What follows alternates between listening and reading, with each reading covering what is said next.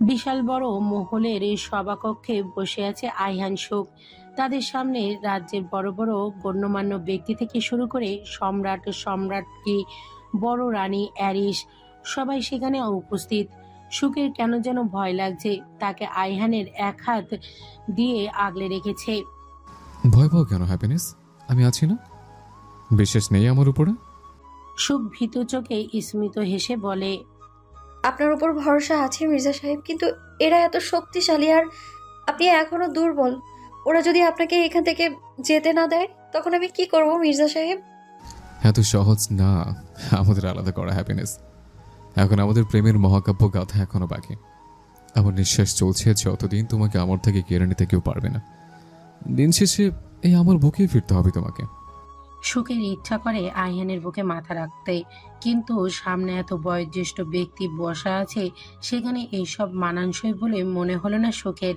তাই নিজের আবেগকে নিজের মাঝেই লুকিয়ে রেখে আইহানের ধরে রাখা হাতের ওপরে হাত রেখে বসে রইল। সবার আগে কথা শুরু করলেন সম্রাট নিজেই।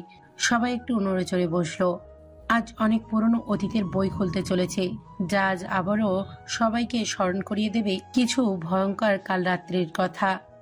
তোমার মনে অনেক প্রশ্ন আহিয়ান, হয়তো ছোট থেকেই, নয়তো প্রাপ্ত বয়স্কে আসার পর থেকেই। কিছু অদ্ভুত পরিবর্তন যা তোমাকে না মানুষ হতে দিয়েছে, না আমাদের মতো হতে দিয়েছে। কি ঠিক বলেছি? সম্রাটের কথাই চোয়াল শক্ত হয়ে আসে আইহানের। তার চোখের সামনে ভেসে ওঠে স্কুল কলেজের জীবন কাহিনী। আইহানের এই চুপ থাকাকে নীরব সম্মতি হিসেবে ধরে নিলেন সম্রাট। নিজের জীবনের সম্পর্কে জানতে হলে আগে জানতে হবে এই গ্রহ আর এই গ্রহের মানুষের সম্পর্কে, সাথে এই গ্রহের একগুচ্ছ অধিনায়কের কথা। অনেক হাজার কোটি বছর আগে আমাদের পূর্বপুরুষরা শুরুতে পৃথিবীর সাধারণ পশুদের মতোই ছিল, কিন্তু ধীরে ধীরে তাদের বিকাশ হয়। মানুষের মতো তাদের মেরুদণ্ড আসে, তারা দাঁড়ায় হাঁটে। শুরুর দিকে এই সব মহল বাড়ি ছিল না, চারিদিকে ছিল জঙ্গল, সুন্দর পরিবেশ, সবাই মিলেমিশে থাকা শুরু করেছিল। কিন্তু পরবর্তীতে রাজ্যকে ভাগ করা হলো। তার বড় কারণ ছিল জেব্রা, হিপ্পো, হাতি, সিংহ, ভ্যাম্পায়ার, ঈগল, অন্যান্য পাখি, মৎস্য, নেকড়ে জাতি। এরা একে অপরের সাথে মানিয়ে নিয়ে চলতে সক্ষম হচ্ছিল না, তাই 8টা রাজ্যতে ভাগ করা হলো এই পুরো গ্রহকে। কিন্তু সবচেয়ে শক্তিশালী ছিল ভ্যাম্পায়ার আর নেকড়ে জাতি, তাই 8 রাজ্যের একগুচ্ছ দায়িত্ব দেওয়া হলো ভ্যাম্পায়ারদের। আর তাদের দ্বারা কোনো ভুল হলে সে বিচার করতে বিচারকের দায়িত্ব দেওয়া হলো বাকি 6 নেকড়ে ও বাকি সম্প্রদায়ের রাজা বৈশ্রেষ্ঠদের। দিনগুলো ভালোই যাচ্ছিল, সুখ সমৃদ্ধ সবটাই ছিল। এই গ্রহে লোভ লালসা ছাড়া কিছু। এই সুখ বেশি দিন টিকল না, কারণ সাপ সহ বাকি বিষাক্ত কিছু জাতি, যারা সাধারণ জাতির জন্য ক্ষতিকর ছিল, তাদের আলাদা একটা রাজ্য দেওয়া হলো, যাদের শাসক ছিল গিরগিটি জাতি রানী ফেলিয়া। তাদের আলাদা এক রাজ্য দেওয়া হলেও তাদের বিষ সে রাজ্যকে দিন দিন শেষ করে দিচ্ছিল। ফসল সহ সব গাছপালা তাদের বিষে মরে যাচ্ছিল। নিজেদের রাজ্যের অশান্তি আর বাকি রাজ্যের সুখ তাদের সহ্য হতো না। তাদের মধ্যে যেমন লোভ লালসা ছিল, ঠিক তেমনই ছিল হিংসতা, তাদের সবচেয়ে বড় গুণ, যার কারণে কোনো রাজ্য চাইতো না তাদের আশ্রয় দিতে। কিন্তু আমার বাবা আর দাদাজান এই কাজ করে, যেহেতু আমার দাদা হেরিন ছিলেন তখনকার সম্রাট, তাই সব সম্প্রদায়ের দায়িত্ব ছিল তার কাঁধে। প্রথম কয়েক বছর এরা ভালোভাবে মিলেমিশে থাকলেও ধীরে ধীরে নিজেদের আসল চেহারা দেখানো শুরু করে দিয়েছিল। বাবা তা টের পাওয়ায় দ্রুত দাদাকে জানায়। পরে তিনি তাদের রাজ্য ভাগ করতে বাধ্য করে আর তাদের রাজ্যকে বিভক্ত করে। কিন্তু তারা চলে গেলেও রেখে যায় গিরগিটি জাতির সবচেয়ে চতুর আর ভয়ঙ্কর নারীকে, যার রূপের পাগল পায় সব রাজ্যতেই ছিল। পরবর্তীতে শাসন এর দায়িত্ব আসে আমার বাবার উপরে। তিনি যেমন যোদ্ধা ছিলেন তেমনি ভালো শাসক ছিলেন। উপরে কঠোর হলেও তার সবচেয়ে বড় দুর্বলতা ছিল তার দুর্বল হৃদয়। কারো কষ্ট তিনি সহ্য করতে পারতেন না, কিন্তু বিচার বুদ্ধির দক্ষতার সামনে কোমল হৃদয়টা লুকায়িত থাকত। বাবার সিংহাসনে বসার পরেই তার বিয়ে দেওয়া হয় ভ্যাম্পায়ার জাতির মধ্যেই। বিয়ের কয়েক বছর পরে, আমার জন্ম নেওয়ার কয়েক বছর পরে তার সাথে সাক্ষাৎ হয় গিরগিটি জাতির সেই সুদর্শন নারীর সাথে। তার রূপের জালে সম্রাট তখন না ফাঁসলেও তার করুণ অবস্থায় তার মন গলে যায়। তাকে নিয়ে আসা হয় রাজ্যমহলে, আর এটাই ছিল তার বড় ভুল। ধীরে ধীরে গিরগিটির মায়া কাজ করতে থাকে, আর পরে তার আর সম্রাটের সন্তান জন্ম নেয়। সে মহিলা নিজের উদ্দেশ্য হাসিল করতে নিজের সদ্য জন্মানো শিশুকেও রেহাই দেয় না। এক প্রকার মানসিক অত্যাচার করে নিজের জাতিকে পুনরায় এই রাজ্যতে নিয়ে আসে। চারিদিকে আকাল পড়তে থাকে। তাদের উৎপাতে সবাই অতিষ্ঠ হয়ে উঠে। এক সময় না পেরে তাকে বন্দি করে তার বাচ্চাকে কেড়ে নেওয়া হয়। সবাইকে আবারও বের করে দেওয়া হয় রাজ্য থেকে। এবারে যুদ্ধ ভয়ঙ্কর রূপ নিয়েছিল, যার কারণে সে পরিত্যক্ত রাজ্য হয়ে ওঠে আমাদের শত্রু রাজ্যে। সে কূটনৈতিক বুদ্ধিসম্পন্ন নারী আর কেউ ছিল না, বরং বিষাক্ত রাজ্যের রানী ছিল ফেলিয়ানার কন্যা। নিজের রানীকে সারাতে বহু চেষ্টা করলেও তারা ব্যর্থ ছিল। তাদের সৈনিক বল নিম্ন ছিল, যার কারণে কিছু সময়ের জন্য তারা শান্ত হয়ে গিয়েছিল, কিন্তু আমরা ভেবেছিলাম তারা ভয় পেয়ে শুধরে গেছে। তারপর আরও কয়েক বছর কেটে যায়। বড় ভাইজানকে সম্রাট বানানোর আগে তাকে আদেশ দেওয়া হয় সম্পূর্ণ রাজ্য ঘুরে সেখানে থাকা সকলের দুঃখ কষ্ট, তাদের সব তথ্য নেওয়া, যেন সম্রাট হওয়ার পরে আগে সে সব জাতির উপকার করা যায়। বড় ভাইজান রাজি হয়ে যায় আর বেরিয়ে পড়ে রাজ্য ভ্রমণ করতে। এরই মধ্যে তার দেখা হয় এক ফিনিক্স পাখি প্লাস ঈগলের সাথে। পাখি সাম্রাজ্যে বিভিন্ন পাখি থাকায় সেখানে বৈচিত্র্যময় পাখির আনাগোনা থাকতো, কারণ এক প্রজাতির পাখির সাথে আরেক প্রজাতির পাখির বিয়ে দেওয়া হতো। সেরকম ছিলেন বড় মহারানী কেথিয়ারিন। ফিনিক্স পাখির বৈশিষ্ট্য থাকায় তিনি রাগী ছিলেন, আর ঈগল হওয়ায় বিচক্ষণ। বড় ভাইজান আর বড় রানীর মধ্যে প্রেম এবং সম্পর্ক হয়। যেহেতু বড় রানী তাদের রাজ্যের রাজকন্যা ছিলেন, তাই বড়রা আপত্তি করে না। দুইজনার বিয়ে হয়। নিজের কয়েক মাসের মাথাতেই ভাবি সন্তান সম্ভাবনা হলে জানা যায় সম্পূর্ণ রাজ্যতে খুশির হীরক পড়ে যায়। উৎসব আনন্দে মেতে ওঠে সব রাজ্য। এসবের মাঝে কখন আমাদের ছোট্ট ভাই গিরগিটি আর বিচ্ছু সম্প্রদায়ের কাছে চলে যায় কেউ টের পায় না। তার কান ভাঙানো হয়, তাকে জানানো হয় আমরা তার জন্য ক্ষতিকর, আমরা তার মাকে বন্দি করে রেখেছি নিজ স্বার্থে, আরও অনেক কিছু। সে আমাদের ঘৃণা করতে থাকে। সাথে বড় ভাইজানকেও। তার ধারণা সে যোগ্য হলেও সিংহাসন পায়নি শুধুমাত্র অন্যের নারী সন্তান থেকে, সেই জন্য এই গোত্র, এই সাম্রাজ্য তাকে অস্বীকার করেনি। দিন দিন সে রাগ বিদ্বেষ বাড়তে থাকে। তারপর বাকিটুকু আর বলতে পারলেন না সম্রাট। উপস্থিত সবার মুখ থমথমে হয়ে আছে। এত সব কিছুর মাঝে আইহানের চোখ যায় অ্যারিসের দিকে। অ্যারিসের চোখে কষ্ট, রাগের দুটোই স্পষ্ট, কিন্তু কার জন্য কোনো অনুভূতি বুঝতে পারে না আইহান। পুরানো ধুলো চাপা ইতিহাস আর কতটা বাজে জানতে চায় আইহান। কে সে, কার সন্তান, কি তার পরিচয়, সব জানতে চায়। সবার থমথমে মুখের ওপরে প্রশ্ন ছড়ে আইহান। এখানে কি নেপোটিজম চলে? এটি অন্যায় না? সম্রাটের বড় ছেলে সবসময় কেন সম্রাট হবে? আর অনেকে যোগ্যতা রাখে, তাহলে শুধু সম্রাটের বড় ছেলে কেন পায় এই সুযোগ? সম্রাট হাসলেন। আইহানের দৃঢ়তা, বচন, ভঙ্গি সবটাই তার বড় ভাইয়ের মতো, এমনকি দৃষ্টিটাও। ঠিক ব্যাপারটা এমন না। প্রতিবার যখন সম্রাট পাল্টানোর সময় আসে, তখন একটা খেলার আয়োজন করা হয়, যেখানে যারা যারা উপযোগী আর ইচ্ছুক সবাই অংশগ্রহণ করে। এখানে 4 রাউন্ড হয়, তোমাদের পৃথিবীর বক্সিংয়ের মতোই কিছুটা। শেষ যে 2 জন থাকবে, তাদের মধ্যে যে জিতে যাবে সে হবে পরের সম্রাট। এই নিয়মই চলে আসছে বহু বছর। অবশ্য আগে নেপোটিজম এর মাধ্যমেই হতো, কিন্তু ব্যাপারটা তোমার দাদা জানের পিতার পছন্দ ছিল না, বিদায় তারপর থেকেই এই নিয়ম হয়ে আসছে। তার মানে আপনিও এই খেলায় অংশ নিয়েছিলেন আর হেরে গিয়েছিলেন? আইহানের কণ্ঠে কিছু একটা ছিল যা সম্রাটকে ভরকে দিতেই যথেষ্ট ছিল। উপস্থিত সবাইও থতমত খেয়ে গেল। কেউ এমন প্রশ্ন আশা করেনি। সম্রাট নিজেকে স্বাভাবিক করে বলে ওঠে, হ্যাঁ, সবার থেকে জিতলেও ভাইজানের থেকে জিততে পারেনি। আইহান কথাটা খুব মনোযোগ দিয়ে শুনল। তার মা সর্বদা একটা কথাই বলতেন, মিথ্যা বলতে গেলে যে গলা কাঁপবে তা সবসময় সত্যি ধরা হয় না। এই জন্য সবসময় লক্ষ্য রাখা উচিত সামনের মানুষটার চোখের দিকে আর তার ভঙ্গির দিকে। আইহানের কাহিনীর শুরু থেকেই কিছু একটা ঘাপলা লাগছিল। তার কারণ কি সেটা সে নিজেও জানে না, কিন্তু কিছু একটা আছে। সবকিছুই যত সহজে ব্যাখ্যা সম্রাট করলেন ততটা সোজা না ব্যাপারটা, আর এটাই আইহানকে ভাবিয়ে তুলছে। আমার জন্মের কাহিনী কি? যদি আমি এখানের বাসিন্দা হই, আমার বংশ জাতীয় যদি ভ্যাম্পায়ার হয়, তাহলে আমি এমন কেন? আমি এই গ্রহ থেকে এত দূরে অবস্থিত পৃথিবীতে কিভাবে পৌঁছে গেলাম? আর এত বছর কেউ আমার খোঁজ কেনই বা করেনি? আর হুট করি বা আমার খোঁজ পেলেন কিভাবে? এই প্রশ্নের উত্তর আমি দিচ্ছি। মমতাময়ীর কণ্ঠে আইহান তাকালো সেদিকে। এই মাঝারি বয়সী পৌর নারীটির নাকি তার মা। কি আজব না, 30টা বছর এই মাকে সে চিনত না। তার যে আদৌ অস্তিত্ব আছে এটাও জানা ছিল না তার। ক্যাথরিন গলা পরিষ্কার করে বলে ওঠেন, আমি পক্ষীরাজ্যের সবচেয়ে চঞ্চল আর রাগী পাখি ছিলাম।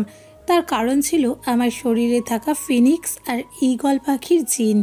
ফিনিক্স পাখি সম্পর্কে পৃথিবীর মানুষের ধারণা কম। অনেকেই ভাবে এটা কল্পকাহিনী, কিন্তু ফিনিক্স পাখির অস্তিত্ব আছে, আর সে রাজ্যের রানী আমি। ফিনিক্সের সব বৈশিষ্ট্য আমি সহ আমার প্রথম সন্তানের মাঝেও থাকবে, এটাই স্বাভাবিক। আর পাখিদের বাচ্চা জন্ম দেওয়ার নিয়ম ডিম, কিন্তু ভ্যাম্পায়ারের জন্ম স্বাভাবিক মানুষের মতোই হয়। গর্ভকালীন সময়ে সবাই দুশ্চিন্তায় ছিল যে কিভাবে কি হবে। এদিকে আমার পেট স্বাভাবিকের তুলনায় অনেক বেশি ফুলেছিল, আর অত্যাধিক গরম, যা ছোঁয়া তো দূর, তার 2 হাতের কাছাকাছি কেউ আসতে পারতো না।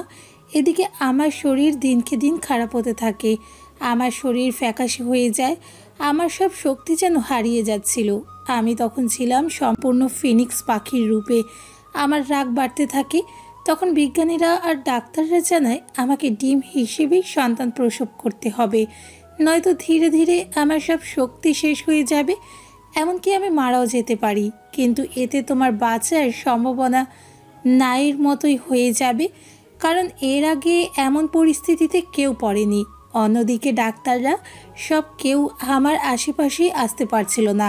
তার কারণ ছিল অত্যাধিক তাপ, তাদের ঝলসে দিচ্ছিল, তাই যা করার আমাকেই করতে হতো। এদিকে সব রাজ্য যেখানে উল্লাসে মেতেছিল, অপরদিকে মৌরি রাজ্য ডুবেছিল চিন্তায়। একেই তাদের রানী, আর 2 রাজ্যের ভবিষ্যৎ উত্তরাধিকার দুইজনেই বিপদে। এক পর্যায়ে আমি নিজেকে শক্ত করলাম। 5 মাসের মাথাতেই এক প্রকার জোর করি তোমাকে নিজের থেকে ছিন্ন করলাম। আর তাতেই যেন সবার অবাক হওয়ার পালা শুরু হলো, কারণ প্রসবকৃত ডিম কোনো সাধারণ ডিম ছিল না। ডিমরূপী উত্তপ্ত লাভার পিণ্ড ছিল। বিশাল সে ডিমের চারিপাশে পাহারা বসানো হলো, আর আমাকে রাখা হলো অবজারভেশনে, কারণ আমি ততক্ষণে মৃত্যুর দ্বারে। তোমার বাবা আমাকে নিয়ে ব্যস্ত হয়ে রইলেন। ওইদিকে সময় পেরিয়ে যাচ্ছিল, কিন্তু তোমার বেরিয়ে আসার সময় যেন আসছিলই না। এইদিকে আমি ধৈর্য হারা হলাম। রাতে সবার আড়ালে প্রবেশ করলাম তোমার ঘরে। কেন, কী জন্য আমি নিজেও জানতাম না। যেন কেউ আমাকে জোর করে নিয়ে গিয়েছিল। নিজের ওপর নিজের নিয়ন্ত্রণ ছিল না আমার। নিজের সর্বশক্তি দিয়ে ডিমে আঘাত করি, আর তা থেকে বেরিয়ে আসে অপরিপক্ক অদ্ভুত এক প্রজাতি। আমি তাকে ছোঁয়ার আগেই মাটিতে লুটিয়ে পড়ি। নিভু নিভু চোখে শুধু দেখে যাই এক কালো পোশাকধারী তোমাকে নিয়ে চলে যাচ্ছে। তারপর আর মনে নেই আমার। অনুমান করা যায় তোমার পিতা সে ছায়ার পিছু নেয়। তাদের যুদ্ধের মাঝেই তুমি পৃথিবীতে পড়ে যাও, আর কোনোভাবে ওই মহিলার পেটে প্রবেশ করো, আর আমার সন্তানের অস্তিত্ব আর মানুষ সন্তানের অস্তিত্ব মিলে যায়। বলতে পারো কোনো মিরাক্কেল, ভাগ্য বা অন্য কিছু। কিন্তু কিছু একটা ঘটে যায়, যার ফলে তোমার এই মানব রূপ আর ভ্যাম্পায়ার, ঈগল আর ফিনিক্স পাখির শক্তি। কিন্তু আমার মাঝে ফিনিক্স পাখির কোনো বৈশিষ্ট্য দেখিনি। তুমি আগুনে ঝলসে যাও। না। ক্যাথরিন হাসলেন। খুব জলদি দেখবে ফিনিক্স পাখির সৌন্দর্য আর শক্তি। যদি ফিনিক্স পাখি এতটাই শক্তিশালী হয়, তাহলে ভ্যাম্পায়ারদের হাতে গ্রহ কেন? একটা রাজ্য চালানো আর 6 রাজ্য একসাথে চালানো ধৈর্যের ব্যাপার, বিপুল ধৈর্য প্রয়োজন। ফিনিক্স পাখি ভ্যাম্পায়ারদের থেকে 10 গুণ বেশি শক্তিশালী। এটা যতটা সত্যি এতটাও সত্যি তাদের রাগ ভয়ঙ্কর। ঠান্ডা বিচার বুদ্ধি তাদের মাঝে নেই। তারা এক লহমায় সব রাজ্য ধ্বংস করার ক্ষমতা রাখে। আপনি কিভাবে শিওর হচ্ছেন আমি আপনার সন্তান? নিজের আসল রূপে আসো আহিয়ান, নিজের সর্বশক্তি একত্রিত করো, নিজেই উত্তর পেয়ে যাবে। আয়হান বিশালকৃত জায়গার মাঝামাঝি দাঁড়ালো। ক্যাথরিনের কথা মোতাবেক নিজের বিশাল আকারে ডানা মেলে দিল। সবাই হতভম্ব হয়ে গেল, সাথে আশ্চর্য বনে গেল। এত সুন্দর ডানা এর আগে দেখেনি। কি সুন্দর সেই রূপ, জ্বলন্ত মণি। সুখ নিজেও চমকে গেল। সেবার রাতের বেলায় ঠিকভাবে ঠাওয়ার করতে না পারলেও এখন বেশ ভালোভাবেই বুঝতে পারছে। প্রহরী, অগ্নিজ্বালা নিক্ষেপ করো। উপস্থিত সবাই হতবিহ্বল। বড় রানী কি তবে আয়হানকে নিজের সন্তান বলে স্বীকার করেনি? সবার প্রশ্নবোধক চাহনি সম্পূর্ণ উপেক্ষা করে নিজের আসনে বসে পড়ল। অপরদিকে বড় রানীর আদেশ মোতাবেক আয়হানের ওপরে নিক্ষেপ করা হলো অগ্নিজাল, যা থেকে বের হওয়া আয়হানের পক্ষে সম্ভব হচ্ছে না। বড় রানী এবার খুব দৃঢ় আর রাগী কণ্ঠে বলে উঠল। ঠিক তখনই শোনা গেল ক্যাথরিনের প্রবল শক্ত কণ্ঠ। সম্রাটের পুত্র হয়ে আমাদের বংশের হয়ে এক মানবীকে বিবাহ করার তুমি অপরাধ করেছো, তাই তোমার সামনেই তোমার স্ত্রীর গর্দান নেওয়ার হুকুম জারি করলাম আমি। উপস্থিত সবাই দাঁড়িয়ে গেল। সম্রাট হুঙ্কার ছেড়ে বলে ওঠে, এইসব কি ধরনের কথা? সম্রাটের সামনে কিভাবে নিজের এমন ইচ্ছা পোষণ করেন আপনি বড় রানী, যেখানে ওই মেয়েকে স্বয়ং আমি এখানে নিয়ে আসার হুকুম দিয়েছি? আপনি খুব ভালোভাবেই জানেন আমার ক্ষমতা সম্পর্কে। এই রাজ্যের সম্রাট আপনি হলেও এখানে সম্রাজ্ঞিনী এখনও আমি, কথাটা ভুলবেন না। আমার আদেশ অতটুকুই গুরুত্বপূর্ণ আর মাননীয় যতটা আপনার। অ্যালিসা বিরোধিতা করে বলে ওঠেন, এমন করবেন না, উনি আপনার সন্তান। সে ওই মেয়েকে কতটা ভালোবাসে তার প্রমাণ আপনার সামনে দাঁড়িয়ে থাকা আপনার সন্তান, নয়তো এখনো সে শয্যাশায়ী অবস্থাতেই থাকতো। ক্যাথরিন কারো কোনো কথা আমলে নিলেন না। এদিকে আয়হান নিজের সর্বোচ্চ দিয়ে ছাড়ানোর চেষ্টা করছে, কিন্তু সবেমাত্র সে সুস্থ হয়েছে। এখন তার দ্বারা নিজের সব শক্তি প্রয়োগ করা সম্ভব হচ্ছে না। তার চিৎকারে উপস্থিত সবাই ভীত হয়। সুখ আয়হানের কাছে যেতে চাইলে তাকে আটক করে প্রহরী। আমি সাবধান করছি আপনাকে, আমার বউয়ের শরীরে একটা আছর অবধি লাগলে আপনাদের পুরো ধ্বংস করে দেব আমি। আয়হানের চিৎকারে প্রহরীরা ভয় পায়, কিন্তু ক্যাথরিন সে নিজের সিদ্ধান্তে অনড়। ইউবানের সুখকে আগলে নিজের পেছনে লুকিয়ে নিল। এলিনা এগিয়ে আসতে নিলেই সম্পূর্ণ সবাইকে অবাক করে দিল আয়হান। আকস্মিক সম্পূর্ণ সভা আলোকিত হয়ে উঠল। লোহার শিকল মুহূর্তেই গলে গেল। বেরিয়ে এলো আগুনের ডানা, সুচালো ফিলিংসের ঈগল পাখির সংমিশ্রণ। ডানাগুলো মুহূর্তেই রং বদলায় ধারণ করলো উত্তপ্ত আগুনের রং। সম্পূর্ণ সভা চমকে তাকিয়ে রইল সেদিকে। সবাই বিস্ময় আর হতবুদ্ধি হয়ে রইল। একজনের মুখে উপচে পড়া সুখ আর একজনের মুখে ক্রোধ স্পষ্ট, কিন্তু তা আড়াল করতেই মুহূর্তেই ঠোঁটের কোণায় হাসি ফুটিয়ে তুলল। আয়হান সবার আগে এগিয়ে গেল ক্যাথরিনের দিকে। আয়হানের মুখ থেকে বেরিয়ে এলো আগুনের গোলা, যা ক্যাথরিনকে স্পর্শ করলেও কোনো ক্ষতি করতে পারল না। এতে যেন আয়হানের রাগ ক্রমশ বাড়তে থাকলো। ধীরে ধীরে তার আকার বৃদ্ধি পেতে থাকলো। এক পর্যায়ে ছাদ পেরিয়ে গেল সে। ক্যাথরিন বুঝলেন ছেলে নিজের নিয়ন্ত্রণ হারাচ্ছে। ক্যাথরিন শুধু চাইছিল আয়হান যেন ফিলিংস রূপে আসে, আর তার জন্যই প্রয়োজন ছিল তাকে রাগানো। আর তাকে রাগানোর একটা মাত্রই কারণ আছে, আর তা হলো সুখ। তাই এখন তিনি সুখকে শেষ করার কথা বললেন, আর তার কাজ হয়ে গেল। সুখ, সামলাও আহিয়ানকে দ্রুত। সাথে সাথে চিল্লিয়ে উঠলেন সম্রাট। আপনি কি বলছেন এইসব? আগুন সইতে পারবে না ওই মাসুম মেয়ে। একদম সাধারণ মেয়ের ক্ষমতা নেই উত্তপ্ত আগুনের তেজ সহ্য করা। সুখ আহিয়ানের স্ত্রী, তার প্রিয়তমা। আহিয়ানের রাগ সহ্য করা আর কমানোর ক্ষমতা তার আছে। যাও সুখ, নিজের স্বামীকে সামলাও। সুখ এই ক্যাথরিন নামক মহিলাকে কিছুতেই বুঝে উঠতে পারছে না। কি চায় এই রানী? কখনো তাদের বন্দি করতে চায়, কখনো আবার তাকে স্ত্রী হওয়ার ধর্ম শেখায়। এই রানী আস্ত এক রহস্য নিয়ে মোড়া। কিন্তু এখন এইসব ভাবলে হবে না, আয়ানকে আটকানোর প্রয়োজন। তা না হলে এই মুহূর্তে কেয়ামত ঘটিয়ে দেবে এই পুরুষ। সে যে নিজের মধ্যেই নেই। সুখ মনে সাহস জুগিয়ে এগিয়ে গেল আয়হানের দিকে। আয়হান তাকে দেখেনি, সে তো নিয়ন্ত্রণহীন বিহীন আগুন ছুটছে।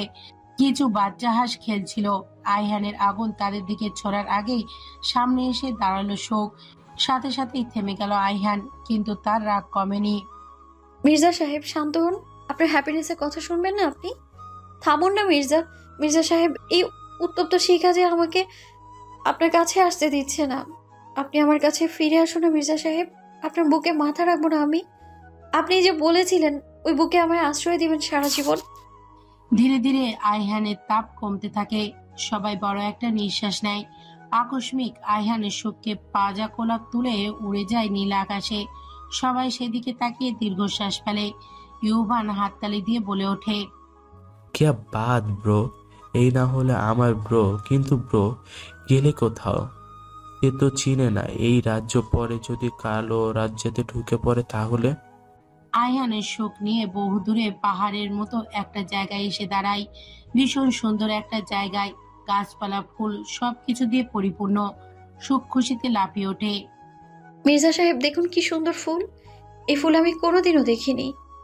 আয়হানের দূরে এক গাছের সাথে হেলান দিয়ে দাঁড়িয়ে দেখছে শোকের বাচ্চমো কি সুন্দর লাফিয়ে বেড়াচ্ছে, প্রজাপতির পেছনে ছুটছে, কখনো আবার ফুলের দিকে টুকটুক করে তাকিয়ে আছে। সবটা মনোযোগ দিয়ে দেখছে আয়হান। কতদিনের তৃষ্ণার্ত তার। এই এক রমণীকে ঘিরে কত জ্বালা যে সে পোহাবে তা কি এই রমণী জানে? কি সুন্দরভাবে ছোট্ট ছোট্ট পা ফেলে গম্ভীর একাকিত্ব প্রিয় জীবনটাকে এলোমেলো করে দিয়ে এক লহমায় গায়েব হয়ে গেল। আবার যখন ধরা দিল তখন একদম সর্বনাশী রূপে। তার এখনো মনে আছে লন্ডনে তাদের প্রথম দেখা। ভীতু চেহারায় নিজের বইয়ের দিকে অন্য কারোর মুগ্ধতা ভরা দৃষ্টি। তারই প্রথম দিনে কি বাজে ব্যবহার করতে হয়েছিল তার।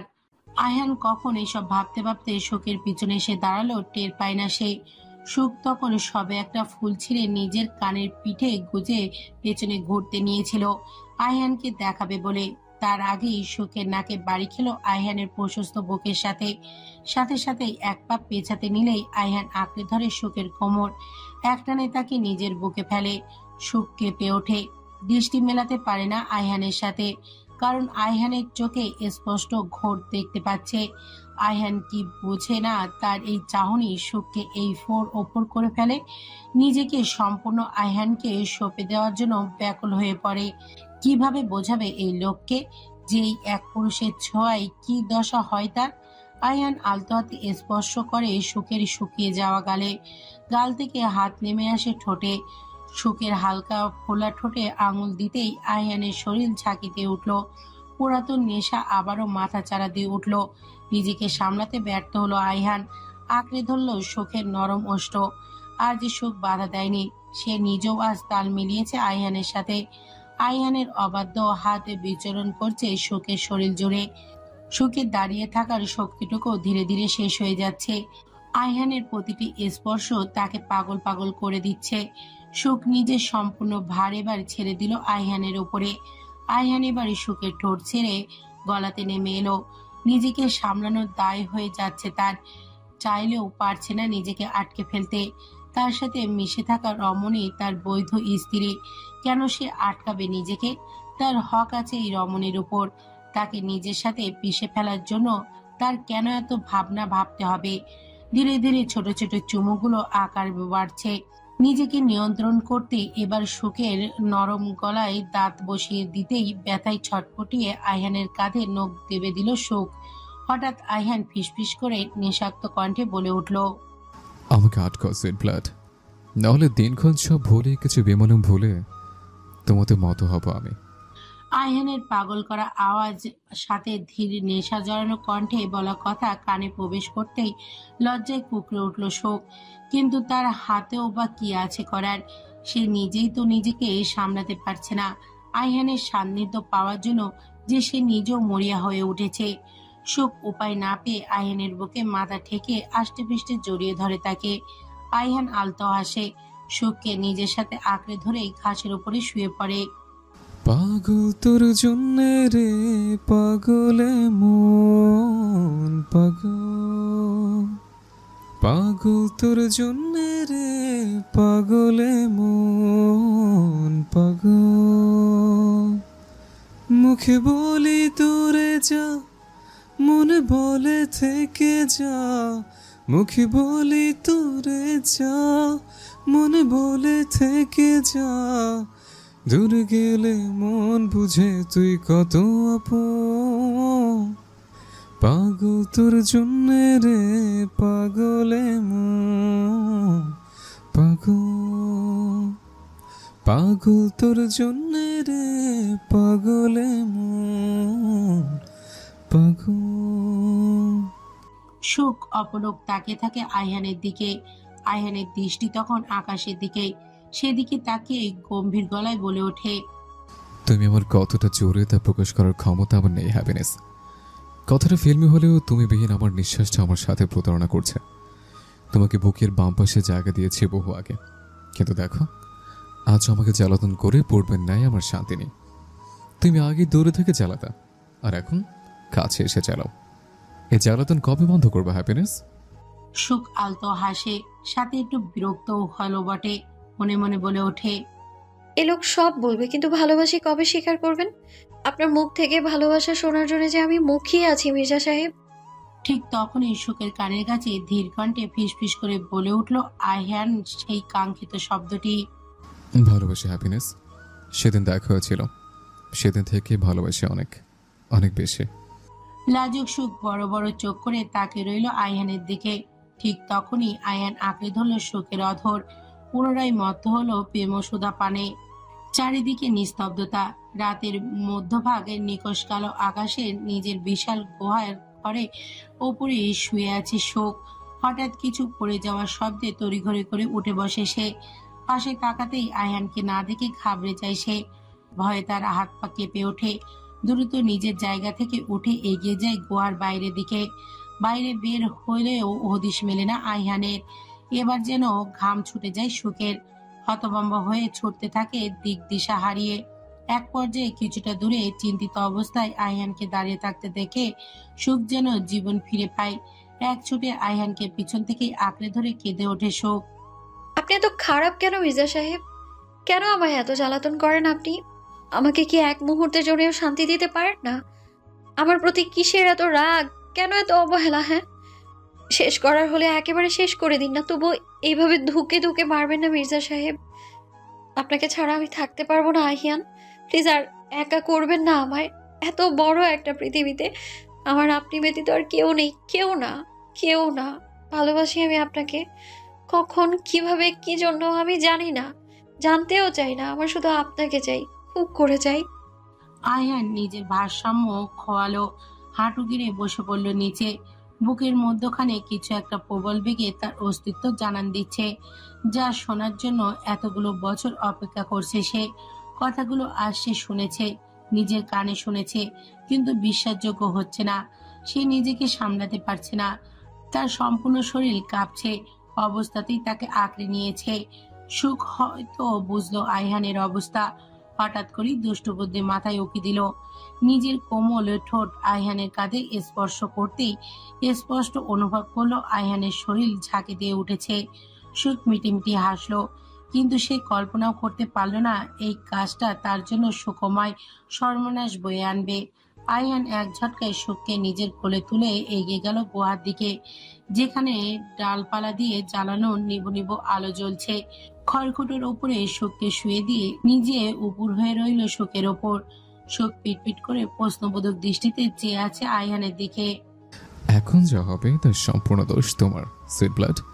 আমি নিজেকে ঠিকই কন্ট্রোলে রেখেছিলাম, কিন্তু তুমি আমার এত কষ্ট এক লোহমায় পানিতে পরিণত করে দিলে। এখন আমার হাতে আর কিছু নেই, আমি বেকাবু হয়ে গেছে। এবার আমাকে সামলানোর দায়িত্ব তোমার।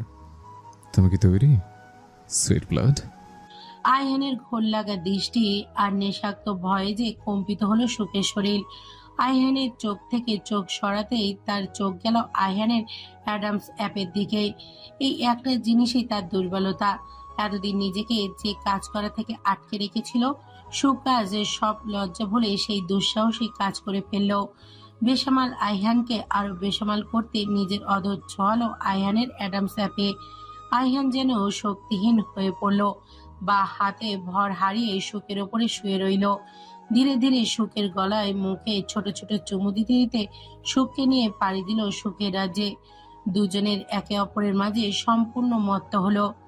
ঘুমের ভাঁজেই নিজের ওপরে গরম নিঃশ্বাস অনুভব করতেই পিটপিট করে চোখ মেলে তাকালো সুখ।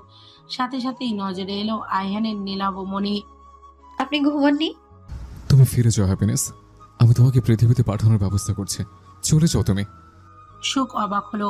আইহানের গাম্ভীর্যতা বলে দিচ্ছে সে মজা করছে না। ঠিক ব্যাপারটা মেনে নিতে পারছে না সুখ। তার মনে হচ্ছে কেউ তার দম আটকে ফেলেছে। নিজেকে সামলাতে অক্ষম সুখ হু হু করে কেঁদে ওঠে। আইহানের চোখেও পানি স্পষ্ট, কিন্তু সে অসহায়।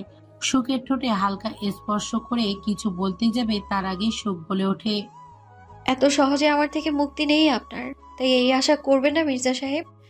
আপনাকে নিয়েই এখান থেকে বের হব, নয়তো না। এতে যা খুশি হয়ে যাক। সুখের এই দৃঢ়টা, এই ভালোবাসাময় ছুঁয়ে গেল আইহানের। কিন্তু সুখকে যে কোনোভাবেই এখান থেকে পাঠাতে হবে। কাজটা মুশকিল হলেও কিছু করার নেই তার। পরিস্থিতি বুঝছো হ্যাপিনেস, আমরা এই মুহূর্তে যে জায়গায় আছি এটা সম্পূর্ণ এক ষড়যন্ত্রের ময়দান। এখানের প্রতিনিয়ত নোংরা একটা খেলা খেলছে। যার চাবিকাঠি যে নাড়ছে সে সবটাই পূর্ব পরিকল্পিত উপায়ে নাড়ছে, আর সে নিজের গন্তব্যতে পৌঁছানোর জন্য যে কোনো পর্যায়ে পৌঁছাতে পারে। পাওয়ারের নেশা খুব খারাপ সুখ, শুধু মানুষ জাতি না, এদের মধ্যেও এই নেশা প্রবল। আজ যদি আমি তোমাকে নিয়ে পালিয়ে যাই, কাল আবার আমাদের পেছনে নেবে এরা। তাই আমাকে এখানে থাকতে হবে, অন্তত ততদিন যতদিন না পর্যন্ত এই রহস্য আর এটার পেছনে হতাকে আমি শেষ করছি বা নিচে শেষ হচ্ছে। সুখ সবটাই মনোযোগ দিয়ে শুনল।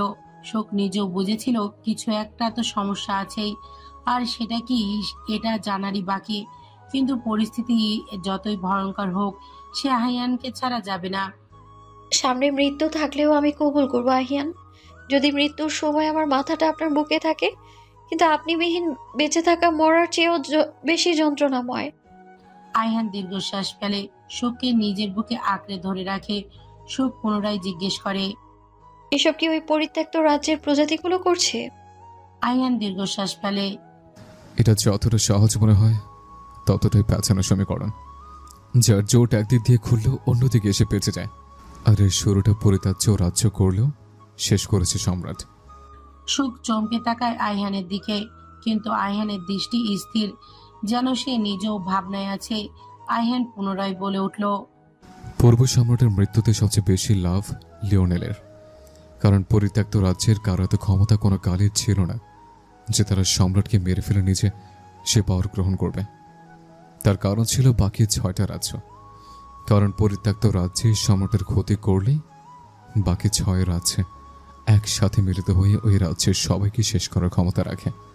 6 রাজ্য কেন, ফিনিক্স পাখি একাই যথেষ্ট এদের ইতিহাস মোছার জন্য। তাই ওরা এই কাজ করবে না। তার শুধু চাইতো সুন্দর একটা রাজ্যেতে আশ্রয়, যা করতে হয়তো তারা সম্রাটকে নিজের রূপের বশে আনত। আর সেখানে তাদের রানী নিজেই বন্দী, সেখানে প্রজারা কি করবে? সম্রাট এমনটা কেন করবে? স্বাভাবিক সম্রাট হওয়ার জন্য, কারণ লিওনেলের সবচেয়ে বড় প্রতিদ্বন্দ্বী তার নিজের ভাই ছিল। শুধুমাত্র মরহুম সম্রাট ব্যতীত আর কেউ পারবে না তাকে পরাজিত করতে। আপনি এতটা শিওর কিভাবে? মনে আছে বড় রানী বলেছিল তাকে যখন ওই ডিমের কাছে নিয়ে যাওয়া হয় তিনি নিজের মাঝে ছিলেন না। সুখ মাথা নাড়ায়, মানে হ্যাঁ, তার মনে আছে। আইহান বলে উঠল, সম্মান করা হয়েছিল ওনাকে, আর সম্মান শক্তি শুধুমাত্র ভ্যাম্পায়ারদের কাছে আছে, তাই আর কেউ চাইলেই সম্মান করতে পারবে না। ছোট রাজকুমারও তো ভ্যাম্পায়ার, সেও তো করতে পারে। সে ভ্যাম্পায়ার হলেও গিরগিটের জিন আছে, আর তার আগুন সহ্য করতে পারে না। আর সেখানে বড় রানীর ভাষ্যমতে ওই ডিমের আশেপাশে কেউ যেতে পারছিল না তার তাপের কারণে। আর হতে পারে লিওনেল সেই ডিমের মধ্যে থাকে সে পাওয়ারকে নিজের আয়ত্ত নিতে চেয়েছিলেন, কিন্তু পূর্ব সম্রাটের জন্য তা সম্ভব হয়নি। আর কোনোভাবেই তা পৃথিবীতে চলে যায়, যার ফলস্বরূপ আমি। সুখ এবার সত্যি সত্যি চিন্তায় পড়ে যায়। যদি আইহানের কথা ঠিক হয়, তাহলে আইহানের জীবন বিপদে। তিনি এই রাজ্যের সম্রাট, তার সাথে উল্লেখ্য ওপরের সৈনিক, 6টা রাজ্য। আইহান কিভাবে পারবে তাদের মোকাবেলা করতে? আইহানের ধারণাই ঠিক হলো। পরের দিনই পরী এসে তাদের সসম্মানে পুরনো মহলে ফিরিয়ে নিয়ে গেল। আইহান জানতো এমনটাই হবে, কিন্তু ওরা যে এত তাড়াতাড়ি তাদের খুঁজে নেবে এটা সে ভাবেনি। সুখ যে ভেতরে ভেতরে ভয়ে কাবু হয়ে আছে তা বেশ টের পাচ্ছে আইহান। শুধুমাত্র তাকে দেখাতেই নিজেকে শান্ত রাখার চেষ্টা চালাচ্ছে তার বোকা পাখি। আইহান সুখকে নিজের বুকে আগলে রেখে আকাশে উড়ছে, কখনো মেঘের আড়ালে যাচ্ছে, কখনো পানির সাথে মিশে যাচ্ছে। আর সুখ সে খিলখিল করে হাসছে। সবাই অবাক হয়ে দেখছে আইহান আর সুখকে। নিজের স্ত্রীকে খুশি করতে আইহান আকাশ জমিন দুটোই এক করে দিয়েছে। রাজমহলে পৌঁছাতে পৌঁছাতে রাত ঘনিয়ে এলো, তাই তাদের নিজের কক্ষে রেখে আসতে বললেন বড় রানী। তিনি নিজেই এসে তাদের সাথে দেখা করবেন। আইহান কক্ষে এসে সোজা চলে গেল শাওয়ার নিতে। একটা লম্বা গোসল বড্ড প্রয়োজন তার। এদিকে শোক টুকুর টুকুর করে তাকিয়ে দেখছে খাটের ওপরে বাবু হয়ে বসে থাকা ইভানকে। ইভান একটু স্বাস্থ্যবান হওয়াতে তার গাল দুইটা অনেকটা ঠিক বাচ্চাদের মতোই। সুখ এগিয়ে গিয়ে ইউভানের গালে আঙুল ঢোকাতেই তা বেশ কিছুটা দেবে গেল। ব্যাপারটাই দারুণ মজা পেল সুখ, কিন্তু ইউভানেতে আরো ক্ষিপ্ত হলো। সে মুখ ঘুরিয়ে উল্টো হয়ে বসলো। সুখ তো বোকা বনে গেল ইউভানের এমন কাজে। পরক্ষণেই হেসে উঠল সে। তাতেই যেন তেলে বেগুনে জ্বলে উঠল ইউভান। তুমি একদম ভালো না ভাবিমা। সে কবে এসেছো এখানে, কিন্তু তোমার কি সময় আছে নাকি আমার জন্য? একা একা পিকনিক করে চলে আসলা, আমাকে নিলাও না তোমাদের সাথে? আরে সুখ আবারও হেসে ওঠে। এই বাচ্চা মোটা সে কত মিস করেছে, তার কোনো ইয়ত্তা নেই। এই বাচ্চা বাচ্চা মুখটা দেখলে যে কারোরই ক্লান্তি দূর হয়ে যাবে। এমন ছেলেকে না ভালোবেসে থাকা যায়, যার সম্পূর্ণ মুখে ভালোবাসার আদরে আদল। আমার ভুল হয়ে গেছে ইয়োর হাইনেস, আমায় দয়া করে ক্ষমা করে দিন। এত বড় ভুলের জন্য আমায় কারাদণ্ড দিয়েন না ইয়োর হাইনেস। আমার কিউট বাচ্চা একটা দেবর আছে, সে তো কান্না করবে। সুখের নাটকীয় ভঙ্গিমায় বলা কথাগুলো শুনে ফিক করে হেসে ফেলে ইউভান। সুখ মুগ্ধ চোখে দেখে সেই হাসি। ইউভান চুলগুলো এলোমেলো করে তার পাশে বসে। ফট করে ইউভান কই যেন চলে যায়। সুখ হতভম্ব হয়ে সেই যাওয়ার দিকে তাকিয়ে থাকে। সুখের অবাক হওয়া না কাটতে পুনরায় ইউভান ঝড়ের গতিতে চলে আসে। এক বাটি তেল সুখের হাতে ধরিয়ে দিয়ে মেঝেতে বসে পড়ে। সুখ ইউভানের কাণ্ডে হাসে। আলতো হাতে ইউভানের মাথায় বিলি কেটে তেল দিয়ে দেওয়া শুরু করে। আর ইউভান এক রাজ্যের গল্পের বাক্স নিয়ে বসে। আর সুখ মনোযোগ শ্রোতা হিসেবে সব শুনতে আরম্ভ করে। এদিকে তিনজনের চোখ সেই দৃশ্যে মুগ্ধ নয়নে দেখে। আপনাকে বলেছিলাম না আমি, এই মেয়েটা জাদু জানে। আমার ছেলেটা সে বলতে পাগল। এই মেয়েকে দেখার স্বাদ ছিল অনেক। কি এমন আছে এই মেয়ের মাঝে যে আমার ছেলে আমাকেও ভুলে যায়? এখানে আসার পরে তা বুঝতে পারলাম। এই মেয়ে আস্ত এক ভালোবাসার চাদরে মোড়ানো। এইসব মানুষ ভয়ঙ্কর, এদের ভালো না বেশি থাকা যায় না। আর ভালো না বাঁচতে পারলে আফসোসের শেষ থাকে না। কি সুন্দর করে আমার অবাধ্য ইভানকে আগলে রাখে। ক্যাথরিন এখনো এক দৃষ্টিতে চেয়ে আছে সুখের দিকে। সুখের চোখ মুখে বিন্দুমাত্র বিরক্তির লেশ মাত্র খুঁজে পাচ্ছে না তিনি। সুখের মুখভঙ্গি এমন যে ইউভান তাকে খুব গুরুত্বপূর্ণ কোনো তথ্য দিচ্ছে বা মজাদার কিছু বলছে, কিন্তু দুইটার মধ্যে একটাও না। ইউভান সব অদ্ভুত অদ্ভুত কথার বুলি নিয়ে বসেছে। একজন বাচ্চা যেমন গল্প শোনায় ঠিক তেমন। তবু কি সুখের বিরক্ত লাগছে না? কি দিয়ে তৈরি এই মেয়ে? তুমি বড্ড অদ্ভুত মেয়ে। তোমাকে নিয়ে প্রতিবার গবেষণায় বসলে ফল আলাদা আসে। কখনো মনে হয় তুমি প্রচণ্ড ভীতু, কখনো সে ধারণা বদলে স্বয়ং মৃত্যুর সামনে বুক চেতিয়ে দাঁড়িয়ে যাও। কখনো নিজেই বাচ্চামো করো, আবার চোখের পলকেই এক বাচ্চাকে সামলে নাও। আহিয়ান এমনি এমনি তোমাকে এত ভালোবাসে না। তুমি তার শক্তি, তুমি তার দুর্বলতা। দুজনেই চলে যায় সেখান থেকে। দুইজনের ছেলে তো বউ ভাবিমা বলতে পাগল। তাদের বর্তমানে প্রয়োজন নেই এই জায়গায়। আইয়ান ধীর পায়ে এগিয়ে আসে সুখের দিকে। সুখের কোলে নিজের আসন পেতে শুয়ে পড়ে। সুখের কোমরে মুখ গুজতেই সুখের শরীরে ঝাঁকুনি দিয়ে ওঠে। শিহরণে এক হাত দিয়ে খামচে ধরে আইহানের চুল। ইউভান থাকায় কিছু বলতেও পারছে না, যার সুযোগ নিচ্ছে আইহান। আইহানের দুষ্টুমি দাঁতে দাঁত চেপে সহ্য করা ছাড়া এই মুহূর্তে কিছু করার নেই সুখের। হঠাৎ দরজার প্রহরী ডাক শুনে আইহান বিরক্তিতে কপাল কুঁচকে ফেলে। ইউভানও বিরক্ত হয়। সে খুব মজার একটা ঘটনা বলছিল, কিভাবে সে উড়ে উড়ে প্রজাপতি ধরেছে, কিন্তু এই অসভ্য পাগল পাহারাদারদের জন্য তাকে থামতে হয়েছে। ইউভান তিরিক্ষি মেজাজ নিয়েই বলে ওঠে, কি হয়েছে, কাকে চাই? এখন ভাবিমা আর ইভান কোথাও যাবে না। আমি ভাবিমাকে কাহিনী শোনাচ্ছি, যাও যাও, যার দরকার তাকে নিয়ে আসো। এই ইডিয়েট, এগুলো কি গল্প বলে না? বের হ আমার ঘর থেকে। আমার বউয়ের সাথে তোরা তো কিসের গল্প?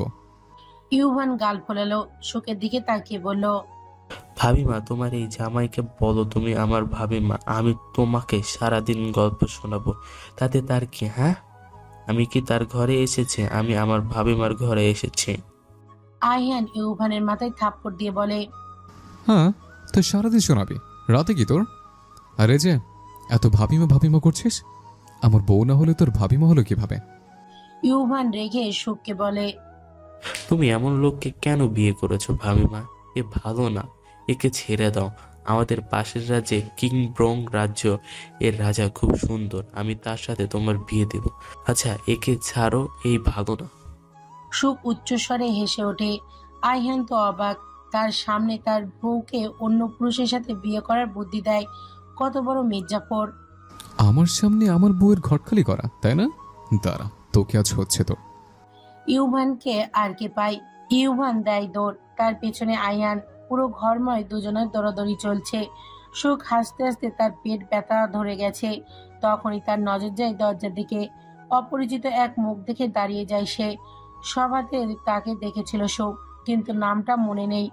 কিন্তু সুখ স্পষ্ট দেখলো সামনে দাঁড়ানো যুবকের চোখে আলাদা এক বেদনা। এই বেদনা সে চেনে। যখনই আগে কোনো সুখী পরিবার দেখতো, বাবা মা এর সাথে তার মেয়েদের সুন্দর মুহূর্তগুলো দেখতো, তার চোখেও এমন বেদনা ফুটে উঠত। না পাওয়ার এই কষ্টটা সে জানে, কিন্তু এই যুবককে আর কি হারিয়েছে সে? এদিকে ইউভানকে ধরে ফেলে আইহান। ইউভান এবার সুখকে ডাক দেয়, ভাবিমা বাঁচাও, ব্রো আমাকে মেরে ফেলবে, বাঁচাও বাঁচাও, তোমার জামাই আস্ত এক দানব, আমার মতো বাচ্চা ছেলেকে পিষে ফেললো, বাঁচাও বাঁচাও। সুখের ধ্যান ভাঙে। আসলে আইহান ইউভানকে পেছন থেকে ধরে রেখেছে। আরে আরে, কি করছেন মির্জা সাহেব? ছাড়ুন, ব্যথা পাবে তো। দেখি সরুন তো। বাচ্চার সাথে বাচ্চা হলে নাকি আপনি? এত বড় লোক, এসব পাগলামো করলে ভালো লাগে নাকি? আইহান চোখ ছোট ছোট করে তাকায় সুখের দিকে। সুখ তখন ব্যস্ত ইউভানের কোথায় ব্যথা লেগেছে নাকি দেখতে। আইহান গম্ভীর কণ্ঠে বলে ওঠে, কাজটা ঠিক করলে না সুখ পাখি, এই কাজের ফল তোমাকে পরে দিব। আইহান বের হতে নিলেই তার চোখ যায় দরজার দিকে। কেউ একজন চলে যাচ্ছে। টের পেতেই আইহান তার পিছু নেয়। আইহান পাহাড়ের উঁচু ঢিলায় বসে আছে। পাশেই শরবত তৈরি করতে ব্যস্ত অ্যারিস। এই শরবত কিছুটা ওয়াইনের মতো স্বাদ দেয়, যা তাদের শক্তি দেয়, ক্লান্তি দূর করে। আইহানের দিকে একটা গ্লাস বাড়িয়ে দিয়ে নিজেও আরেকটা গ্লাস শরবত নিয়ে আইহানের পাশে বসলো অ্যারিস। আইহানের হুট করে মনে পড়ে গেল মারিদের কথা। এমন কত রাত একসাথে ওয়াইন খেয়েছে, ঝগড়া করেছে, মাতাল হয়ে রাস্তাতে পাগলামি করেছে মারিদ। তার কোনো ইয়াত্তা নেই। আনমনে হেসে দিল আইহান। অ্যারিস একটু ভরকালো, তবুও নিজেকে স্বাভাবিক রেখে বলে উঠল, এখানে নিয়ে আসলেন কেন আয়ান? ওইখানে কথা বলে সুরক্ষিত মনে হয়নি, তাই। আইহানের সহজ স্বীকারোক্তি। অ্যারিস বুঝে গেল বুদ্ধিমান আইহান অনেকটাই রহস্য ভেদ করে ফেলেছে। তবুও তাকে বাজিয়ে দেখার জন্য বলে উঠল, আপনার জন্য তো আমিও ক্ষতিকর হতে পারি, যেহেতু আমি আমার বাবার সন্তান, আর আমার মা তো পরিত্যক্ত রাজ্যের রানী। আমি তাহলে কতটা বিষাক্ত অনুমান হয়তো আপনি ভালোভাবেই করতে পারছেন, তাই না? আয়ান হাসলো অ্যারিসের আড়ালে। সে নিজেকে গম্ভীর সাজিয়ে বলে উঠল, জানি দেখে এখানে এসছে, আর এটাও তুমি ভালো করেই বুঝতে পেরেছ। তাই আমাকে বাঁচিয়ে দেখার প্রয়োজন নেই। আর রইল বিষের ভয়, আমি নিজেই বিষে পরিপূর্ণ। আমার নিঃশ্বাসে অবধি বিষের ছোঁয়া। ভ্যাম্পায়ার সম্রাটের বড় পুত্র আমি। এমন সন্তান যে গর্ভ থেকেছে, ডিমেও বাস করেছে, পৃথিবীতে নিজের অস্তিত্ব বজায় রেখেছে। এমন সন্তান ইতিহাসে বিরল। এমন শক্তির জন্ম হয়েছিল কয়েকশো কোটি বছর আগে। সে ইতিহাস তোমার জানার কথা হ্যারিস। তাই বিষের ভয় আমাকে দেখিও না। ভ্যাম্পায়ার দূর ইগোরের প্রতিটা নখে বিষ আর ফিনিক্সের বৈশিষ্ট্য আলাদা করে কি বলবো। আপনি বুদ্ধিমান আহ্যান, হয়তো সেজন্য আপনি সম্রাটের সিংহাসনে বসার যোগ্য। আমি কিসের যোগ্য কিসের অযোগ্য তা আমি জানি না, আর জানতেও চাই না। আমার শুধু আমার সুখ পাখিকে চাই। আর সাথে ছোট্ট সংসার, যেখানে কোনো ঝামেলা থাকবে না, কোনো ভয় থাকবে না, থাকবে শুধু অফুরন্ত ভালোবাসা আর শান্তি। তার জন্য আমি সব করতে পারি। দরকার হলে এই গ্রহের নাম ও নিশান মেটানোর ক্ষমতাও রাখে। অ্যারিস অবাক হয়। কাউকে এতটা ভালোবাসা যায় বুঝি, যার জন্য পাগলামি শেষ পর্যায়ে চলে যেতেও পিছু পা নেই কোনো। আপনি কাদের বিরুদ্ধে লড়াই ঘোষণা করবেন আইহান? তারা একাই 100 সৈনিকের ক্ষমতা ধারণকারী। এর থেকে ভালো এখান থেকে পালিয়ে যান, সে ব্যবস্থা আমি করব। ওই সিংহাসনকে খুব ভালোবাসো নাকি? আইহানের কথায় বিস্তর হাসল অ্যারিস। যতটা লুকোচুরি বা হেয়ালি করলো না, বরং সোজাভাবেই বলে উঠল, ছোট থেকে ওই সিংহাসনকে মনে ধারণ করে বড় হয়েছি। ওই মুকুট, ওই পোশাক, সবটাই আমার ভালোবাসা। যে ভালোবাসাকে কেড়ে নিতে আমি নিজের উপর পাশবিক অত্যাচার অবধি করতে পিছু পা হয়নি। যে শক্তি আপনি এমনিই পেয়ে গেছেন, সেসব শক্তি পেতে আমার দীর্ঘ পরিশ্রম করতে হয়েছে। তার কারণ ছিল আমার বাবা। সে আর 5টা রাজকুমারের মতো অত বুদ্ধিদীপ্ত ছিল না। কোনো বিদ্যাতেই তাকে খুঁজে পাওয়া যেত না। তার কারণ ছিল জন্মের পরপরই দাদাজানে তার উপর করা আক্রমণ, আর সে সুযোগ নিয়েছিল আমার মা আর ক্ষমতালোভী সম্রাট লিওলেন। তারা চেয়েছিল পূর্ব সম্রাটকে আসন থেকে সরাতে, আর দোষ আমার বাবার ঘাড়ে চাপাতে, আর করেছেও তাই। কিন্তু দিন শেষে সত্যি চাপা থাকেনি। লিওনেল ধোঁকা দিয়েছিল আমার মাকে, যার রাগের বহিঃপ্রকাশ হিসেবে আমাকে সব সত্যি জানিয়ে গিয়েছিল মা। তারপর থেকে জেদ চাপে যে সিংহাসনের জন্য আমার বাবা মারা গেছে, আমি মা হারা হয়েছি, সে সিংহাসনেই বসবো আমি, আর তাকে কুড়িয়ে দেব। আমি আমার চেষ্টা বাড়িয়ে দেয়, যার ফলস্বরূপ আমাকে রাজা বানানোর সিদ্ধান্ত নেওয়া হয়। এই একটা সিংহাসন আমার জীবনকে আবারও ঠিক পথে নিয়ে আসার জন্য যথেষ্ট। আমি ভাবি সম্রাট হয়তো নিজের ভুল টের পেয়েছে, তাই আমাকে পরবর্তী সম্রাট বানানোর সিদ্ধান্ত নিয়েছে। কিন্তু আসলে ব্যাপার ছিল ভিন্ন। সে আপনার খোঁজ করছিল এত বছর ধরে, আর শেষমেশ আপনার খোঁজ পেয়ে যায়। আমি বুঝে গিয়েছিলাম পরিকল্পনা ভিন্ন। সে আপনার শক্তি নিতে চায়, অমরত্ব লাভ করতে। আপনি চলে যান আইহান, আপনার জীবন বিপদে আছে, পথে পথে বিপদ। আইহান সবটাই শুনল মনোযোগ দিয়ে। তার ধারণাই ঠিক ছিল, কিন্তু প্রশ্ন তাও থেকে যায় তার মনে। তুমি যখন জানতে সম্রাটের আসল উদ্দেশ্য, তাহলে আমাকে কেন নিতে গিয়েছিলে? আমি সেনাপ্রধান সম্রাটের আদেশ মান্য করতে আমি বাধ্য। যদি সম্রাটের উদ্দেশ্য আমার শক্তি আত্মসাৎ করা হয়, তাহলে আমি যখন বেহুশ ছিলাম তখন কেন করলো না? কারণ তখন আপনার শক্তি ছিল নিম্ন স্তরে, আপনার শক্তি ঊর্জা কমে গিয়েছিল। তখন যদি আপনার শক্তিপিণ্ড বের করাও হতো, তেমন একটা লাভ হতো না। আইহান কিছু বলল না, সবটাই শুনে গেল চুপচাপ।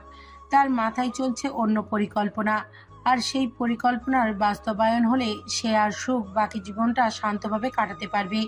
কিন্তু সেই জন্য বড় একটা রিস্ক নিতে হবে তার। আয়ান দীর্ঘশ্বাস ফেলে মনে মনে বলল, আমি জানি না হ্যাপিনেস, আমি আদৌ তোমার সংসারের স্বপ্ন পূরণ করতে পারবো কিনা, কিন্তু তবুও যে কদিন বেঁচে আছে, সুস্থ আছে, তোমার সংসার হবে। ছোট্ট একটা সুন্দর সংসার আমি তোমাকে উপহার দেব। এটা তোমার মির্জা সাহেবের ওয়াদা। পাখির কলরবে ঘুম ছুটে গেল সুখের। নিজেকে শক্ত বাঁধনে বাধা দেখে আলতো হাসলো। নিজেকে ছাড়ানোর চেষ্টা না করে উল্টো আরো মিশে গেল আইহানের বুকের মাঝে। আইহান নিজের বুকে সুখের নড়াচড়া অনুভব করতেই বিরক্তিতে কপাল কুঁচকে নিল। ব্যাপারটা বেশ মজা লাগলো সুখের কাছে। ইচ্ছা করে আরো নড়াচড়া শুরু করলো। আহিয়ান এবার ঘুম জড়ানো বিরক্ত কণ্ঠে বলে উঠল, হ্যাপিনেস, নড়ে নাও, এখন উঠতে হবে না, ঘুমাও।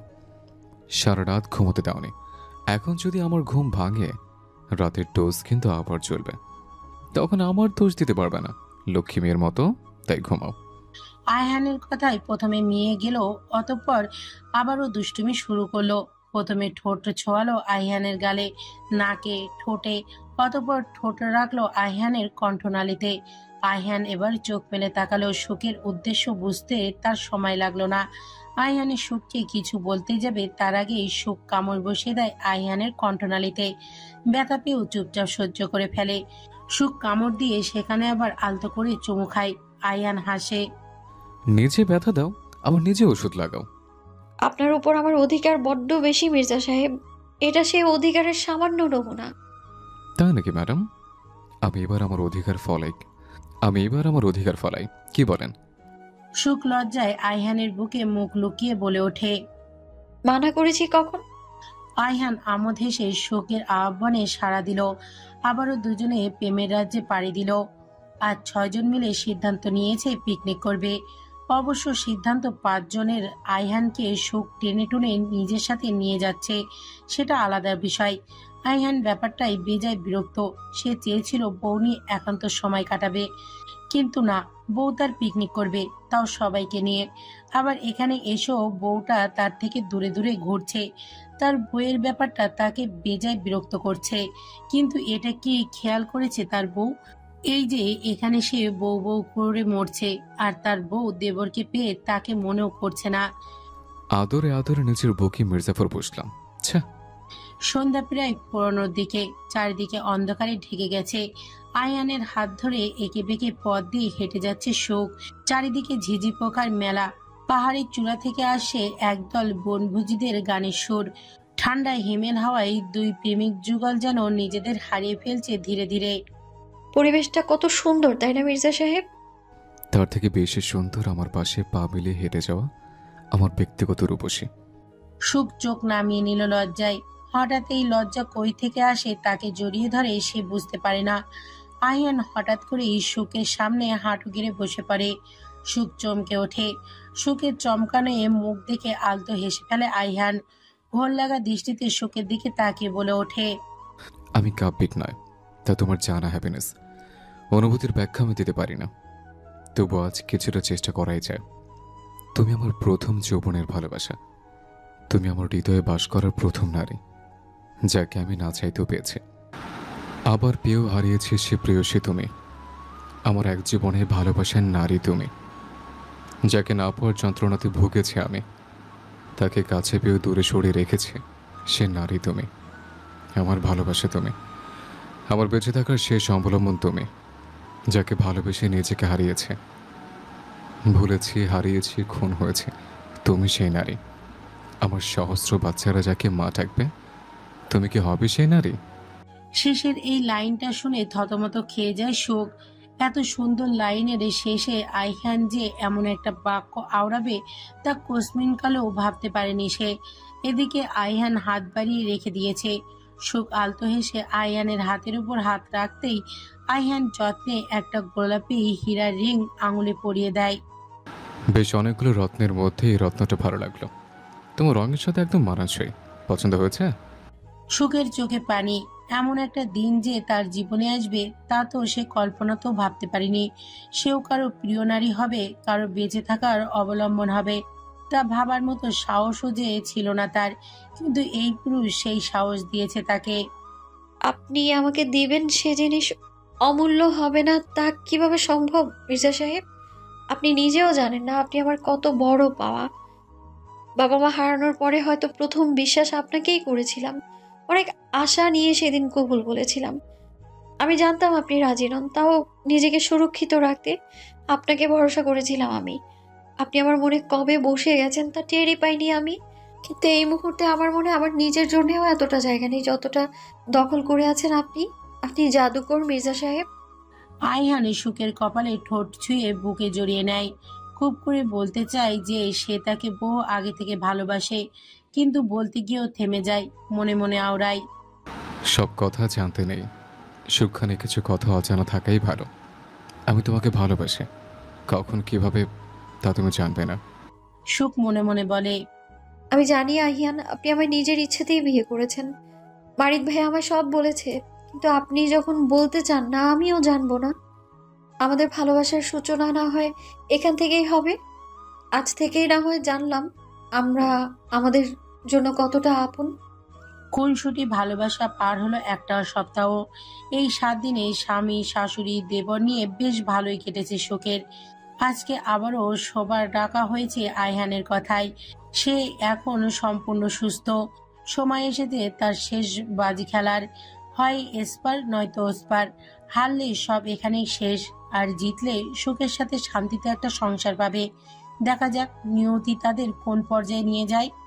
আজ আবারও নতুন সম্রাট বাছাই করা হবে। সবাই যেন উৎসুক হয়ে সভাতে উপস্থিত হয়েছে। সবাই প্রতিযোগিতার জন্য তৈরি, কিন্তু এর মাঝেই শোনা গেল সম্রাটকে অপহরণ করা হয়েছে। আর এই অপহরণের পেছনে দায়ী পরিত্যক্ত রাজা। তারা সম্রাটের বিনিময়ে পরিত্যক্ত রাজা রানী আর আইহানকে চেয়েছে। খবরটা শুনেই হাসলো আইহান। সে জানতো এমন কিছুই হবে। এদিকে ইলিশিয়া কান্নায় ভেঙে পড়ে। সুখ ইউভান তাকে সামলাতে ব্যস্ত। ক্যাথরিন এগিয়ে আসেন ছেলের দিকে। তুমি কি পারবে সম্রাট লিওনকে ফিরিয়ে আনতে? যদি তিনি সত্যি অপহরণ হন তাহলে অবশ্যই ফিরে আনতে পারবো, কিন্তু এতে আমার আপনার সাহায্যের প্রয়োজন। বড় রানী কিঞ্চিত অবাক হলেন বটে।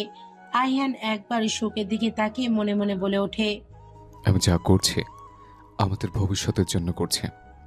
তোমার স্বপ্ন পূরণ করতে হলে এই রিস্কটা আমাকে নিতেই হবে। আমাকে ভুল বুঝো না। পরিত্যক্ত রাজ্য সামনে দাঁড়িয়ে আছে আইহান আর বড় রানী, যা মুখ ঢেকে থাকায় রানীকে চেনার উপায় নেই। আইহান জানে এই অপহরণের নাটক করা হয়েছে তাকে এখানে আনার জন্য। তাকে শেষ করতেই সম্রাটের এত পরিকল্পনা। রাজ্যতে প্রবেশ করতেই আইহান অবাক হয়ে চারিদিকে তাকালো। গাছপালা, ফুল, পানি, কোনো কিছুরই অবশিষ্ট নেই। জমিন ফেটে হা হয়ে গেছে। চারিদিকে বিষাক্ত বাতাস। আইহান চারিদিকে তাকিয়ে কাউকে খুঁজে পায় না। হঠাৎ করেই তার কানে কতগুলো পদধ্বনির আওয়াজ আসলো। সাথে সাথে আইহান কয়েক পা সরে যায়, ফলে আঘাত তার লাগে না। বড় রানী ভয়ে আটকে ওঠে। সে কিছু করতে চাইলেও আইহান চোখের ইশারায় তাকে থামিয়ে দেয়। শুরু হয় আক্রমণ। আইহান খুব চতুরতার সাথে তাদের সব আক্রমণ বিফল করে তাদের হারিয়ে দেয়। সবাইকে শেষ করতেই হাতে তালি বাজার আওয়াজ পায় দুজন। সেদিকে তাকাতে দেখে সম্রাট তাদের দিকে এগিয়ে আসে। বড় রানী ভাবনায় পড়ে যায়। ওনার মস্তিষ্ক এবার অনেক কিছু ধরে ফেলতে সক্ষম হয়। লিওনেস অশব্দে হেসে উঠে বলে, চমৎকার! তুমি নিঃশব্দে বড় ভাইজানের সন্তান। তার চতুরতার, তার যুদ্ধের পারদর্শিতা সবটাই তোমার মাঝে লক্ষ্য করা যায়। তুমি আসলেই সম্রাট হওয়ার যোগ্যতা নিয়েই জন্ম নিয়েছো। আর এতে আপনার এত হিংসা, তাই না সম্রাট লিওনেল? সামান্য এক সিংহাসনের জন্য নিজের ভাইকে মারতে আপনার হাত কাঁপেনি। বাহ! বিশ্বাস করো, তোমাকে মারতেও আমার হাত কাঁপবে না। শুধু একবার তোমার শক্তিগুলো আমি পেয়ে যাই, তাহলে আমি হয়ে যাব অজয় অমর। কেউ পারবে না আমাকে এই রাজসিংহাসন থেকে নামাতে, কেউ না। কথাটা বলেই অট্টহাসিতে ফেটে পড়ল লিওনেস। এদিকে রাগে নিয়ন্ত্রণহীন হয়ে পড়ছে ক্যাথরিন। নিজের বিভৎস রূপে ধারণ করে আক্রমণ করলেন লিওনের ওপর। লিওনেন এতদিন ভালো শক্তিশালী হয়ে উঠেছে, আর অপরদিকে ক্যাথরিনের শক্তি কমিয়ে ফেলেছে ষড়যন্ত্র করে। কারণ তিনি জানতেন ফিলিংস পাখির শক্তি ভ্যাম্পায়ারের থেকে বেশি, যার কারণে খুব সহজেই ক্যাথরিনকে শেষ করে দিলেন তিনি। কিন্তু পারলেন না আইহানের সাথে। আইহান নিজের সর্বশক্তি প্রয়োগ করে শেষ করে দিল লিওনেসকে। আহত ক্যাথরিনকে নিয়ে ফিরল নিজের রাজ্যতে। তার আগেই জ্বালিয়ে দিল পরিত্যক্ত রাজ্য। রাজ্যতে সবাইকে জানিয়ে দেওয়া হলো সম্রাট ষড়যন্ত্রের শিকার হয়ে মারা গেছে। আইহান আর বড় রানীর কথা সবাই বিশ্বাস করে নিলেন। শোক নেমে এলো সম্পূর্ণ রাজ্যতে। ইউভান যেন পাথর বনে গেল। ইলেশিয়া জ্ঞান শূন্য হয়ে পড়ে রইল। ক্যাথরিন চেয়েও কাউকে সত্যিটা জানাতে পারল না। 6 মাস পর আজ আইহানের পৃথিবীতে ফিরে যাওয়ার দিন।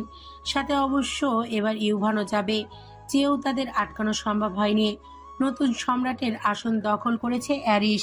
সাথে তার বিয়ে হয়েছে তারই ভালোবাসা লিওনার সাথে। ইউভান আর ড্রাগনও বিয়ে করেছে। পৃথিবীতে ফিরতেই কয়েকটা চমক তাদের অপেক্ষা করছিল। মারিদ ও শ্রাবণীর বিয়ে হয়ে গেছে 2 মাস আগে। অবশ্য আইহান যোগাযোগ করেছিল পরিবারের সাথে। সব জানানোর পরেই এই দিকের পরিবেশটাও শান্ত হয়েছিল। এক প্রকার সবকিছুই ভালোভাবে মিটে গেল। দেখতে দেখতে আইহানার সুখেরও একটা সুন্দর সংসার হলো, যেখানে আইহানার সুখ আর তাদের ছোট্ট দুটো সন্তান আহিয়ার আসিয়া দুজনই নর্মাল বাচ্চাদের মতো হয়েছে। তাদের কাছে সুপার পাওয়ার নেই বলেই ধারণা করেছিল আইহানার সুখ, কিন্তু তা সম্ভব হয়নি। আহি আসিয়ার থেকে 1 মিনিটের বড় হয় বাবার অনেক শক্তি সে পেয়েছে, যার কারণে সে শক্তি কন্ট্রোলে রাখতে তাকে একটা সুরক্ষা ব্রেসলেট দেওয়া হয়েছে, যাতে 18 বছরের আগে সে কোনোদিনও এইসব জানতে না পারে। অফিস থেকে ফিরতেই ভুরু কুচকে যায় আইহানের। এই সময় সচরাচর বাড়িতে হই হুল্লোড় থাকে, যার কারণ বাচ্চারা। সাথে ইউভানও মাঝে মধ্যে চলে আসে। কিন্তু আজকে চারিদিকে এমন নিস্তব্ধতাতে আইহান ভাবুক হয়ে পড়ল। তাকে না জানিয়ে কোথাও যায় না সুখ বা কেউ। তাহলে আজ সব কই? কথাটা চিন্তা করতে করতেই সুখকে কল দিতে দিতে সিঁড়ি বেয়ে ওপরে ওঠে আইহান। নিজের রুমে প্রবেশ করতেই থমকে যায় তার পা। সারা রুম ফুলে ফুলে ভরে আছে। সাথে আয়নার সামনে সদ্য এক পরী বসে আছে লাল বেনারসি গায়ে জড়িয়ে। মাথায় আধাত ঘোমটা দেওয়া থাকাতেই স্পষ্ট বোঝা যাচ্ছে শোকের লাজুক মুখটা। কি অপূর্ব সুন্দর! বউ সাজে কাউকে এতটা সুন্দর লাগতে পারে জানা ছিল না আইহানের। আইহানের সুখের কাছে এগিয়ে যেতে নিলেই তার সামনে পাতলা এক শামিয়ানা এসে পড়ে। এত সহজে কাছে আসা যাবে না মির্জা সাহেব। আগে নিজেকে আমার নামে তো লিখে দেন, তারপর না হয় অধিকার নিয়ে আসবেন আমার কাছে। আইহান হাসলো। তাই নাকি বউ? জি জামাই, তো বলুন কবুল। আইহান আলতো হেসে সময় নষ্ট না করেই বলে ওঠে, কবুল কবুল কবুল। সুখ বিস্তর হাসে। সে কিছুটা সময় নেয় বলার আগে।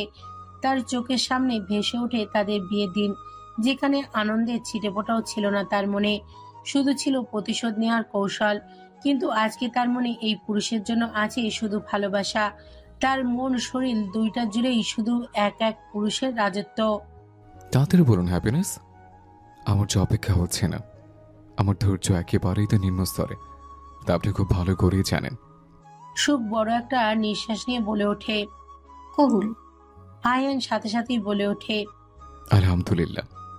শামিয়ানা সরিয়ে সুখকে নিজের বুকে আঁকড়ে ধরে। সুখ নিজেই উল্টে যায় আয়হানের বুকের মাঝে। দুজনের ভাব এমন যেন দীর্ঘদিন প্রেম করে আজ তাদের বিয়ে হলো। মনে আছে হ্যাপিনেস, সেদিন দেখা হয়েছিল? আমি আজও পারিনি ভুলতে। যেদিন তুমি আমার জীবনে এসেছিলে অন্ধকার চিরে। আমার জীবনের সে স্পেশাল দিন ভোলার মতো ক্ষমতা হবে না আমার। আমাদের বিবাহ বার্ষিকী কিন্তু 2 বার পালন হবে, না বললে একদম তল্পা বেঁধে শ্বশুরবাড়ি চলে যাব। আয়ান হো হো করে হেসে ওঠে। মাই ডিয়ার জান, সবাই বাপের বাড়ি হুমকি দেয়, আর আপনি দিচ্ছেন শ্বশুর বাড়ির। তো আবার কি, বাকিদের কি আমার মতো দুটো শ্বশুরবাড়ি আছে নাকি যে হুমকি দিবে? আমি কত লাকি। অবশ্য ইরেশিয়া মাও আমাকে নিজের মেয়ে বানিয়েছে, সেই হিসেবে ওটাও আমার মায়ের বাড়ি। জি মহারানী, আপনারই সব। এই অধমটা আপনারই, একে একটু জায়গা দিয়েন। দিব না। আয়ান চোখ ছোট ছোট করে তাকাতেই খিলখিল করে হেসে ওঠে শোক। আয়ান এক ঝটকায় সুখকে নিজের বুকে ফেলে তার অধরে নিজের অধরের সাথে মিলিয়ে নেয়। আজ আবারও তাদের বাসর রাত।